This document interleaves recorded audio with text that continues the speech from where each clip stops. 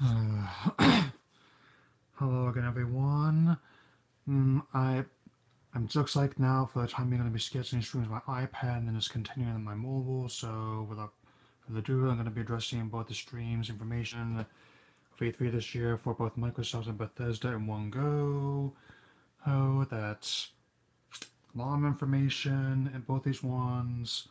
Lots of things being confirmed that were only hinted at before, and in the case of Microsoft, a lot of things are actually causing me to eat my words the previous show I had for them before the show began.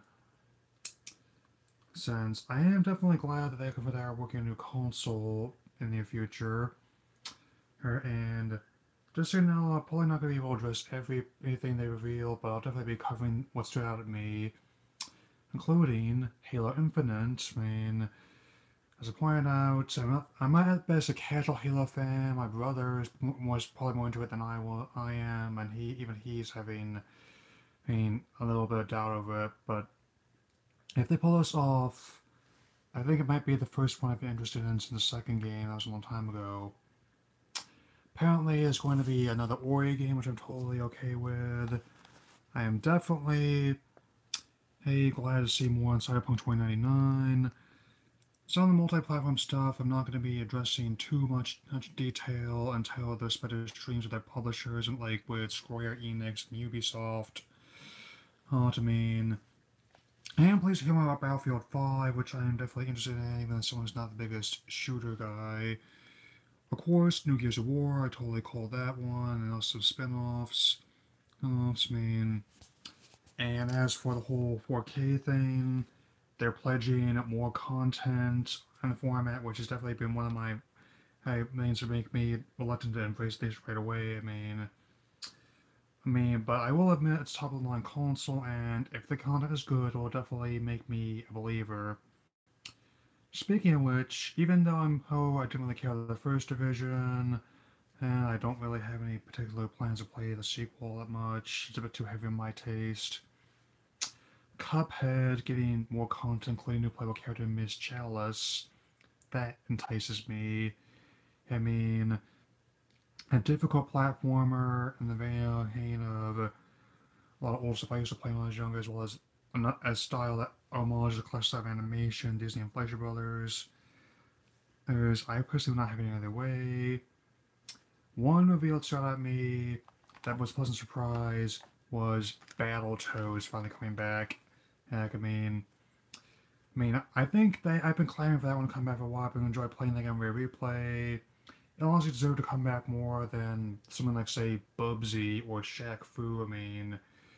I still have trouble coming to grips with the fact that people I used to stay with OIT actually liked Shaq Fu. I personally still do not know what they saw in it, to be honest. Or why the sequel's being made all those years. And the honest game trailer basically put up all my thoughts on that better than I could.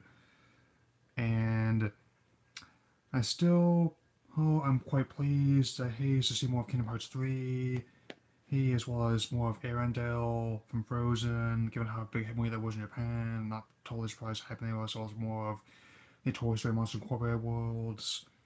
And definitely glad that Devil May Cry 5 is a go with the original director, Itsuda. Going to be a direct sequel to the first World Games ignores the events of the infamous DMC. Thankfully, maybe apart from a swipe at that one, that could work. Just had to forgive me. I'm still trying to do this while I was rest my mind. Bethesda. More information on Fallout 76. Going to be a prequel to most of the other games. And the content's going to be bigger than 4.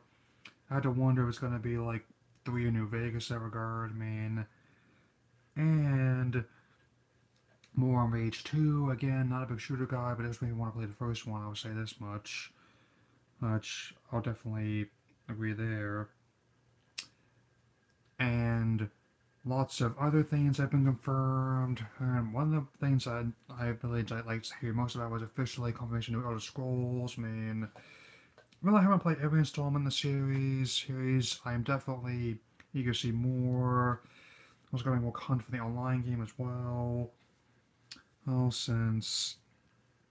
and also it's apparently like the old original one Arena, as well as its sequel Daggerfall, all, all but with more modern mechanics and visuals, which I definitely think it's definitely good. As main, especially since it might have I'm not sure they'll have a whole new engine for it. I mean, I've seen other new engines that games will be running on these conferences.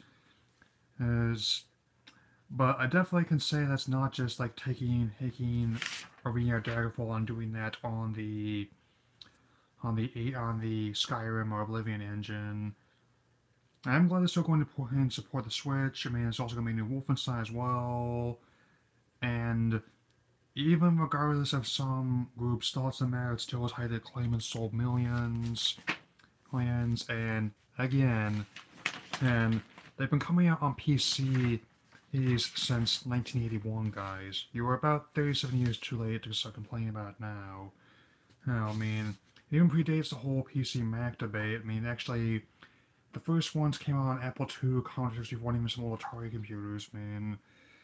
And just so you know, tomorrow's gonna be kind of a busy day. I definitely want to have a Pokemon Monday out to you by then, but I'm definitely gonna be working on stuff outside this channel. And after the streams for Sony, Square Enix, Nintendo, and others, definitely be addressing those formally. Playing all this, and I'll definitely talk to you all again later.